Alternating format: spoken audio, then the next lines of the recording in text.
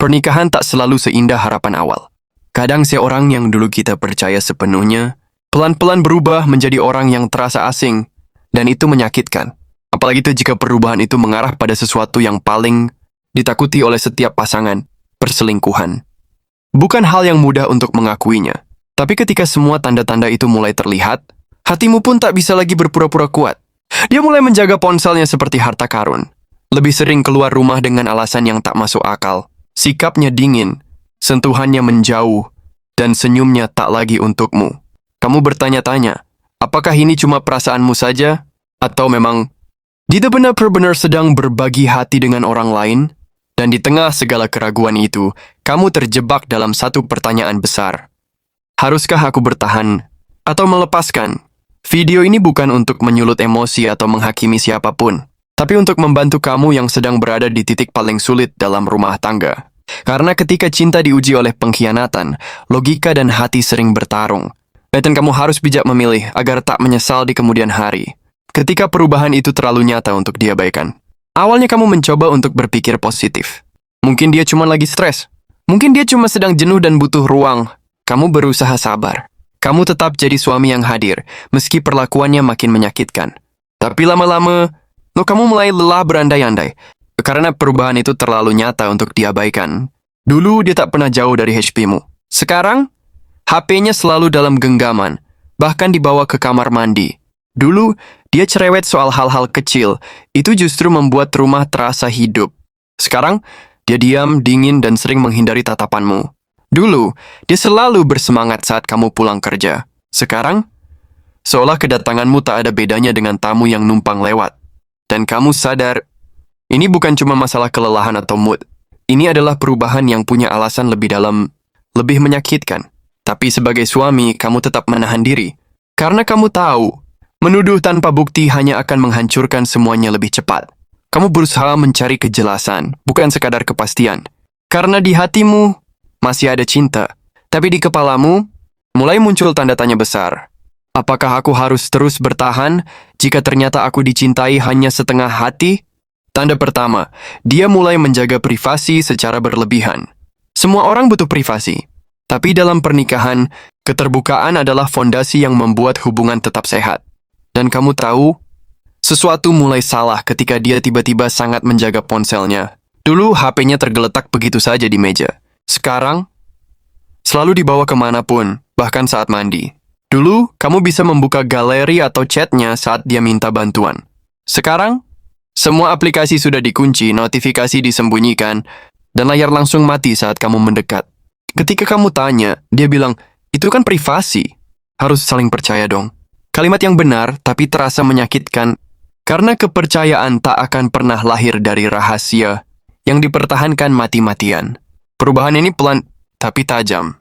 Dan sebagai suami, kamu bisa merasakannya jauh sebelum matamu menangkap bukti. Intuisimu bicara, tapi kamu tetap memilih diam. Karena kamu masih berharap, semoga ini semua cuma salah paham. Tanda kedua, sikapnya yang dingin tak lagi bisa dijelaskan. Kamu tahu rasanya dicintai.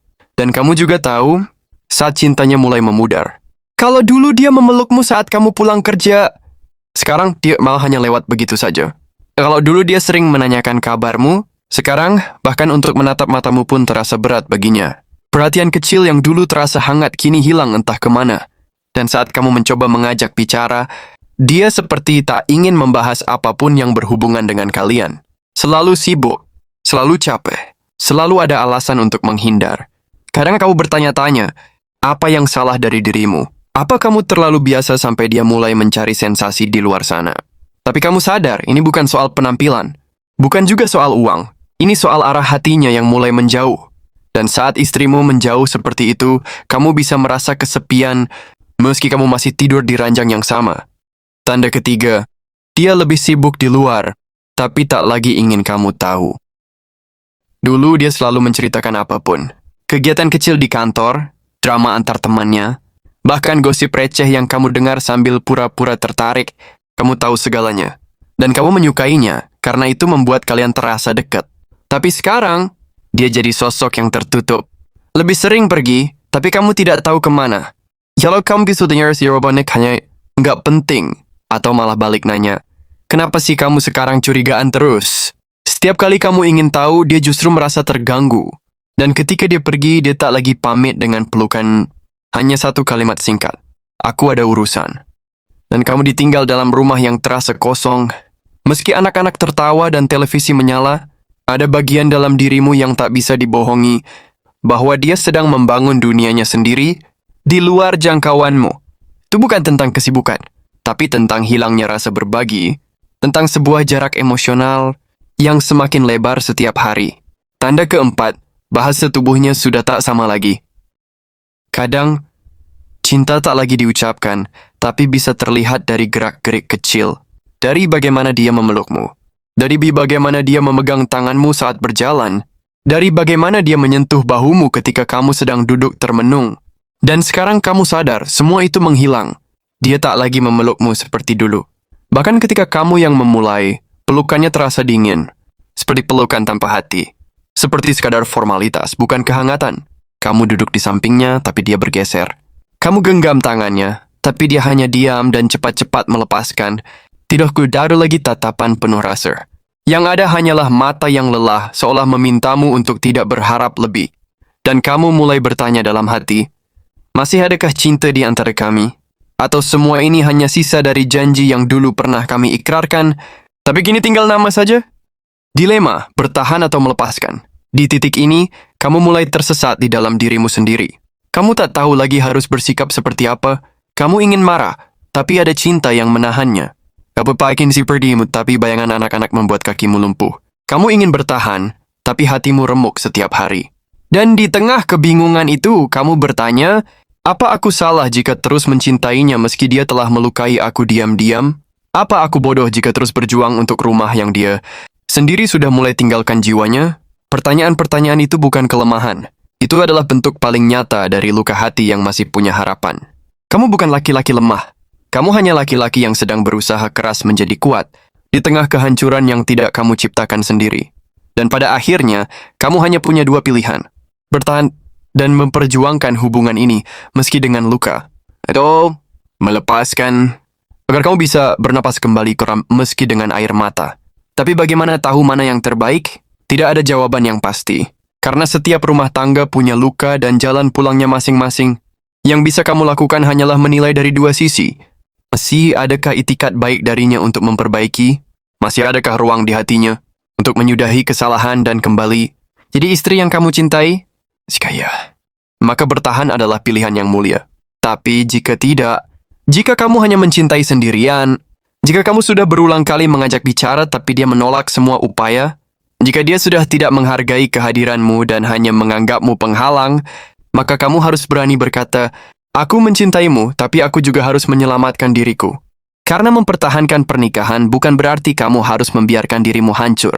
Ada titik di mana melepaskan bukan bentuk dari kekalahan, tapi justru keberanian untuk menghormati dirimu sendiri. Langkah 1, kendalikan emosi. Jangan ambil keputusan saat marah. Saat kamu tahu ada yang tidak beres, saat kamu mulai curiga atau bahkan yakin dia selingkuh, hal pertama yang harus kamu lakukan adalah tarik napas dalam-dalam. Kendalikan emosimu. Jangan langsung meledak. Jangan membuat keputusan di tengah amarah atau luka yang masih segar. Karena keputusan yang lahir dari emosi sering berujung pada penyesalan. Kamu boleh kecewa, boleh menangis, boleh merasa hancur. Itu manusiawi. Tapi jangan biarkan luka itu mengambil alih cara berpikirmu. Kamu butuh kepala yang dingin untuk melihat semuanya dengan jernih. Dan kamu butuh waktu untuk memisahkan antara rasa dan logika. Langkah 2, kumpulkan fakta, bukan hanya rasa curiga. Curiga boleh, tapi jangan biarkan dirimu tersiksa hanya karena perasaan yang belum tentu benar. Kumpulkan fakta, bukan untuk menjebak, tapi untuk mengetahui kebenaran dengan jelas. Perhatikan perubahan pola komunikasi. Perhatikan alasan-alasan dia saat pergi. Perhatikan waktu-waktu kosong yang tak bisa dia jelaskan. Dan jika kamu memang ingin tahu lebih jauh, kamu boleh mencari bantuan dari orang terpercaya, bukan untuk menyebarkan aib, tapi untuk menjaga dirimu dari kebohongan yang lebih besar. Namun ingat, jangan asal menuduh tanpa bukti. Karena jika ternyata dugaanmu salah, kau akan menghancurkan kepercayaan yang tersisa. Dan jika dugaanmu benar, ya kau punya pijakan kuat untuk mengambil langkah selanjutnya dengan kepala tegak, bukan karena emosi tapi karena kebenaran. Langkah 3, ajak bicara dengan hati yang tulus, bukan untuk menghakimi. Sampai kapanpun, komunikasi adalah kunci. Ketika semua mulai terasa hancur, Jangan biarkan kamu dan dia saling diam. Cobalah ajak dia bicara dengan hati yang tulus. Bukan untuk menyudutkan, bukan untuk menang-menangan, tapi untuk mencari tahu apakah hubungan ini masih bisa diselamatkan. Ungkapkan semua yang kamu rasakan. Tanyakan padanya apakah dia masih ingin berjuang atau tidak. Dan dengarkan jawabannya, meskipun mungkin itu akan menyakitimu. Karena disitulah kejelasan akan muncul. Dan dari kejelasan itulah kamu bisa memutuskan apakah bertahan adalah jalan terbaik atau justru melepaskan adalah bentuk cinta terakhir yang bisa kamu berikan. Luka tak harus menghancurkanmu, tapi bisa membentukmu jadi lebih kuat. Tak ada suami yang siap melihat istri yang dicintainya berubah. Apalagi kalau perubahan itu mengarah pada pengkhianatan. Itu bukan sekadar luka di hati, tapi juga retakan besar pada harga diri dan kepercayaan. Kamu mungkin sedang bertanya, kenapa ini terjadi padaku? Apa aku tidak cukup baik? Apa selama ini semua yang aku lakukan sia-sia? Tapi dengar ini, bukan salahmu mencintai, bukan salahmu bertahan, bukan salahmu berusaha keras mempertahankan rumah tangga yang sedang goyah. Kesalahan hanya terjadi kalau kamu membiarkan dirimu hancur dan tidak mau bangkit. Apapun keputusanmu nanti, bertahan atau melepaskan, pastikan itu lahir dari kesadaran penuh. Bukan karena tekanan, bukan karena takut sendirian, tapi karena kamu tahu kamu pantas bahagia. Dan kamu berhak hidup dengan tenang, tanpa dihantui rasa curiga setiap hari. Kalau istrimu masih mau berubah dan menunjukkan itikat baik, maka peluk dia kembali. Bukan karena lemah, tapi karena hatimu cukup besar untuk memberi kesempatan.